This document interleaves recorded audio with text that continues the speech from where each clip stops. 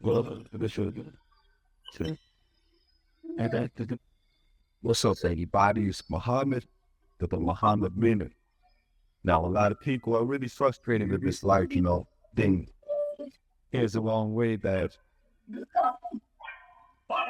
first step change is frustration, then at first get frustrated with your living condition, you start to make a change. A lot of people don't even take that first step in coordinating. And this is why they are content with the little that they have.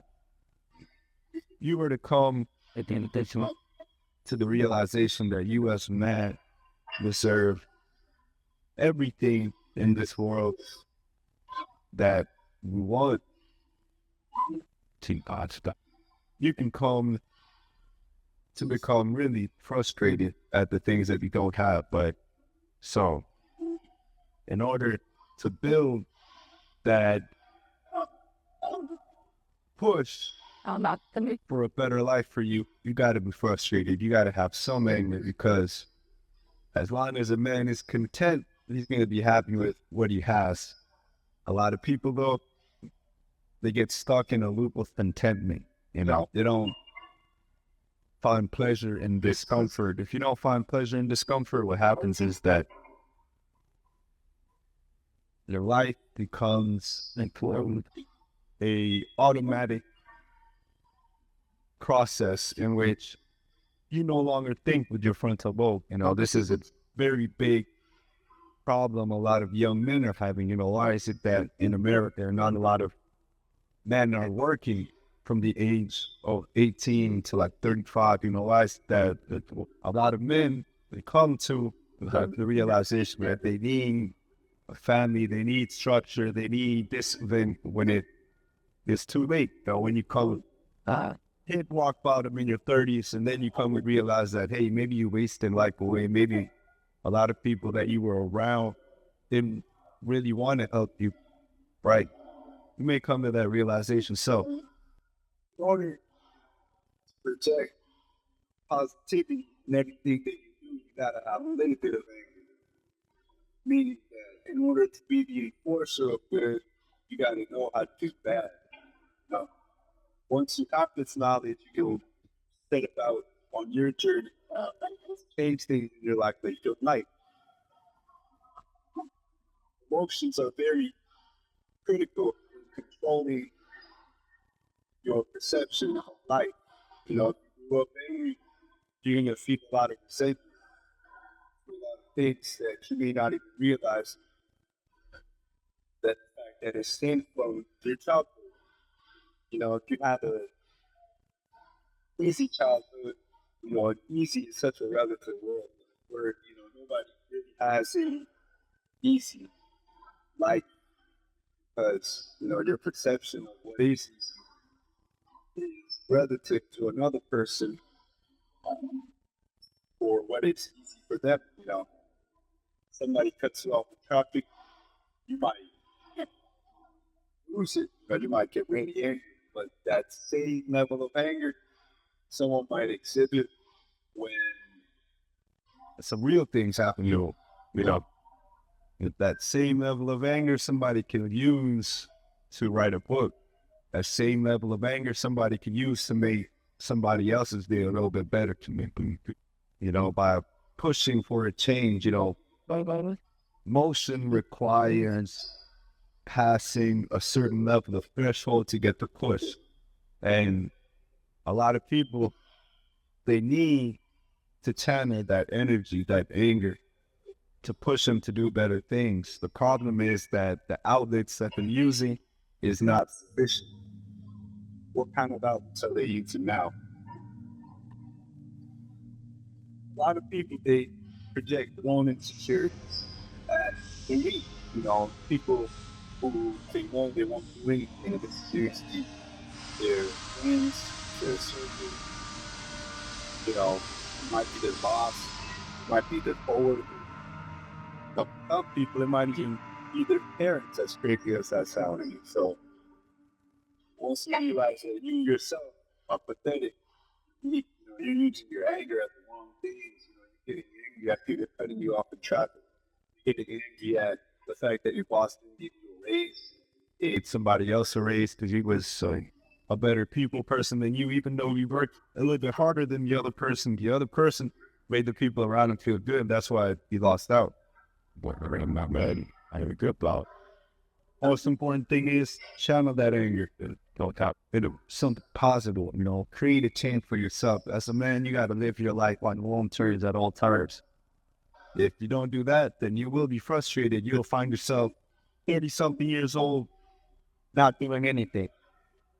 Or you'll find yourself caught up in vices that you don't want to be caught up in, for the simple fact that humans are creatures of habit. In order to change your life, you got to change your habits. In order to change your habits, you got to find that push. And to find that push, you got to be fierce. You got to be the one that puts his foot down on matters that need a man's foot to be put down, That can be a lot of different things. In society, we are living in times where the ease of access is becoming so widespread that people are simply becoming lazy. Now, you can take advantage of this situation and really help yourself to be a better person by going that extra mile, by being a people's person, by being a entrepreneur, by being something. You have to be something. Find out your strengths, work on your weaknesses, but focus on your strengths. You got to focus on your strengths. Everybody was born with certain characteristics, and over time they're giving opportunities to sharpen that edge. You got to sharpen your knife as a man. You got to put that effort. You got to be angry. You got to be dangerous. You have to be that unknown. You have to really set yourself apart with proud. Be angry, but use your focus as the funnel that concentrates all that anger into a structure which you can live off of. This has been a Mohammed Minute. Hey, what can do that? Shut up. Hey, what's up, y'all? This is Mohammed with the Mohammed Minute. Now, a lot of people, they fail to realize the true potential within themselves. You see, the true potential is only unleashed when you believe that you can achieve whatever you want to set across in life. Now, a lot of people, they fail to realize that the only thing missing is belief in oneself. You see, once you put yourself emotionally to the place you want to be, the universe works its magic, right? It works towards finding achievable goals for you, right? So by giving your lymphatic system the attention it deserves, you're not just improving one aspect of your health, you're setting the stage for a total transformation. So, are you ready to become the hero of your own health story? It's like you are emitting a frequency, right? And when you're confident, that frequency is very contagious.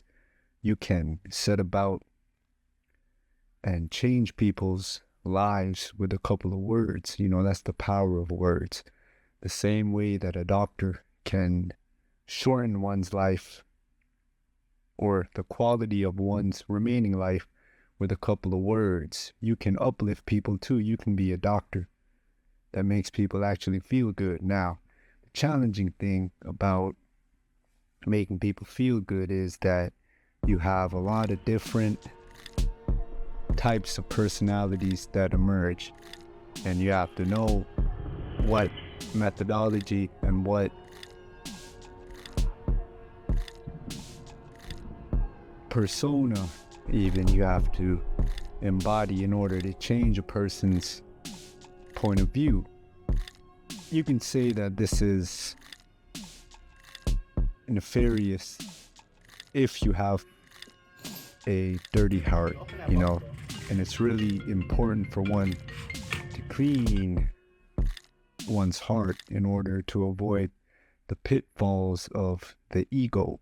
See, a lot of things in life require a version of yourself that is better than what you already are. You have to embody the person you want to be, right? And in order to do that, you have to realize that people see you as a better version than you see yourself. You know, a lot of times we mistake our critics as the ones that want to see us fail. They want to see us go through pitfalls. They want to see us, you know, we have this misunderstanding that somehow if somebody disagrees with you, then they are, you know, against you. When really the master teaches his disciple through discipline. You know, it is through discipline and pressure a diamond is formed. So think of yourself as a coal right now. You're just coal in a sock for a pagan ritual. Think of yourself as that. Now, in order to be a diamond, you have to be put under pressure. You have to be tested. You know, what good is a diamond that's not tested, right? It might be worthless, but rocks are worthless. But that's another conversation for another time. So, in order to match the frequency of others, in order to uplift people, you need to match the frequency and then raise the frequency. So, depending on the person's personality type, you have to adjust your own vocabulary. You have to adjust your own body language. You have to adjust even your tone. In many ways, you have to adjust in order to have the person gain the most benefit from your interaction. You have to look at every single interaction as an opportunity to raise spirits, right?